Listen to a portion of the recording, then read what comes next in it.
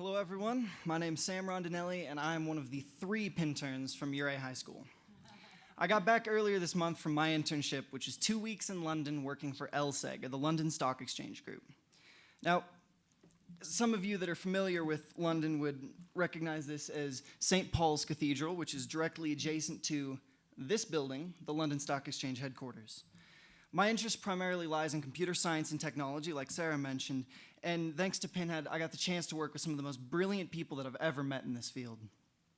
Now, the first week that I was working, I worked with a group called Advanced Platforms in the Stock Exchange, and their job is to create new technology and improve existing technology and make the systems run faster and more efficient. Now, since 1986, there's been no live trading floor in the London Stock Exchange. Everything is computerized, so obviously, technology is a critical part to the exchange's system. While I was there, I was treated more like an employee of the company than an intern, and I was given a project to work on through the time I was there.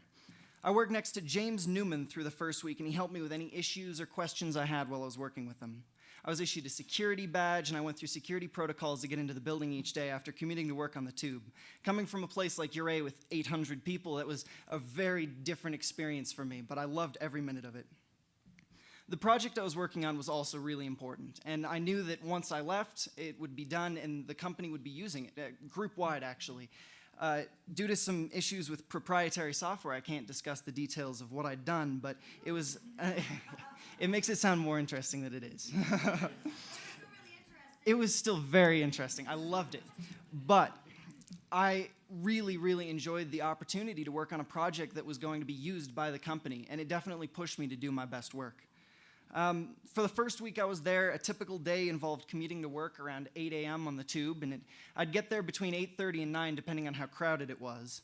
A significant number of people in the office wouldn't come in until 10:30 or almost 11 sometimes, including James, so I'd get to sit there, put my headphones on, and work on my project for an hour or so by myself.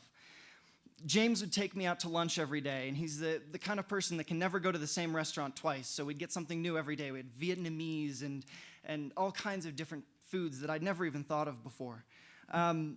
After we went out and got our food, we'd observe the time-honored London tradition of eating our lunches at our desks while we worked.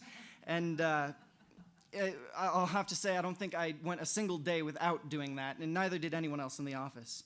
After work, a couple days, James would take me out to enjoy London at night, which was a very cool experience, and I'd commute back home on the tube. The second week, I moved over to a different group in a different building, which is here, or there. This building, Beaufort House, is the home of corporate technology. Now, my project moved through to corporate technology, which focuses on ensuring that all of my documentation was correct and that the project complied with all the security protocols that the group required.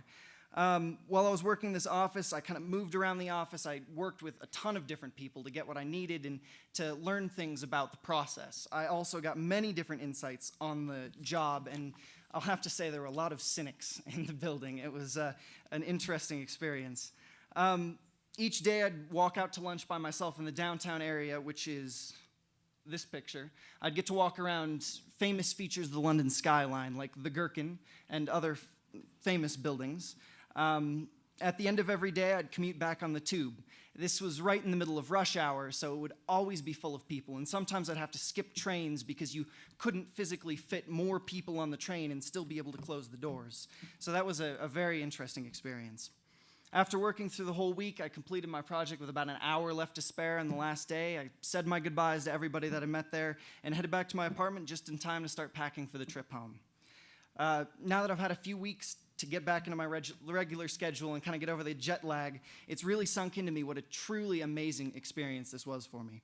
Now, if I were to give any advice to future Pinhead interns, it's to not pass up any opportunity that they get while they're on their internship, to enjoy every single second of it, because the opportunities are limitless, and it's amazing what you get to do.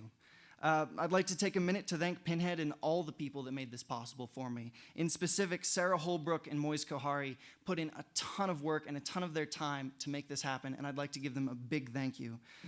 Thank you all for being here. Please keep supporting Pinhead and ensuring that future students can have potentially life-changing events or experiences like I have here. So thank you all.